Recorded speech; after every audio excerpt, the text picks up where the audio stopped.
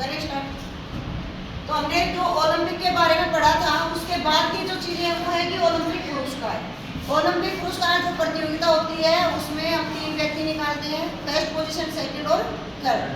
तो फर्स्ट वाले को तो हमने कहा कि सोने का जो सिक्का दिया जाता है उसमें पेवर सोना नहीं होता है, वो तो एक ही जो ओलंपिक था उसमें दिया गया था। उसके बाद में इनकी मात्रा निश्चित कर देती है कि भाई ये 30% में इसमें सोना मिलाया जाएगा, चांदी वाले में इतना मिलाया जाएगा, तो वो वाले सिक्के होते हैं।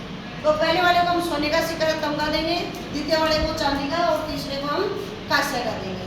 फिर नेक्स्ट आता है कि इसमें ओलंपिक में शपथ इसलिए दिलवाई जाती है कि जो भी प्रतिभागी आ रहे हैं वहाँ पे उनसे किसी प्रकार का कोई दुर्व्यवहार न हो जाए। अगर उन्होंने शपथ ली है तो एक तो सीधी सी बात है, जो खिलाड़ी होगा उसमें ऐसी कोई बात होना जायज़ नहीं है, वो खुद ही समझदार होते हैं, उनको यहाँ से तैयार करके भेजा जाता है। फिर भी वो अपने अपने नियम होते हैं, उनको ये पूरी तरीके से निभाते हैं।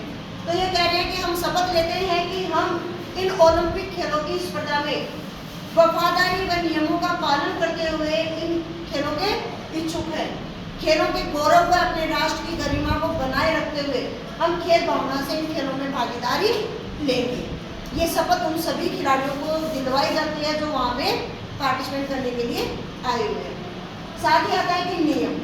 पहले क्या था कि केवल प्राचीन ओलंपिक में क्या था, स्त्रियों को वहाँ देखने की भी छूट नहीं थी, लेकिन धीरे धीरे उनमें परिवर्तन हुआ और स्त्री और पुरुष दोनों भागीदारी लेने लगे। साथ ही एक शर्त और लगा दी, जो भी यहाँ पार्टिसिपेट करेगा वो किसी व्यवसाय में न हो। क्यों? क्योंकि इन खेलों के अंदर टाइम बहुत ज़्यादा लगता है, तो वो जो जहाँ काम कर रहा है वो काम तो ठप हो जाएगा, कोई कर ही नहीं पाएगा उनको। इसलिए इन्होंने नियम रखा कि जो भी हमारे यहाँ पार्टिसिपेट कर रहा है वो किसी व्यवसाय में नहीं होगी। अब तो फिर भी थोड़ा बहुत इनमें छूट दे दी गई है, कुछ एक गेम ऐसे हैं कि उनमें व्यवसाय को लिया जा रहा है। साथ ही इनमें जो है जितने भी खिलाड़ी आ रहे हैं, ये नहीं कि हर कहीं से चल के आ जाएंगे वो वहाँ पार्टिसिपेट करेंगे, नहीं।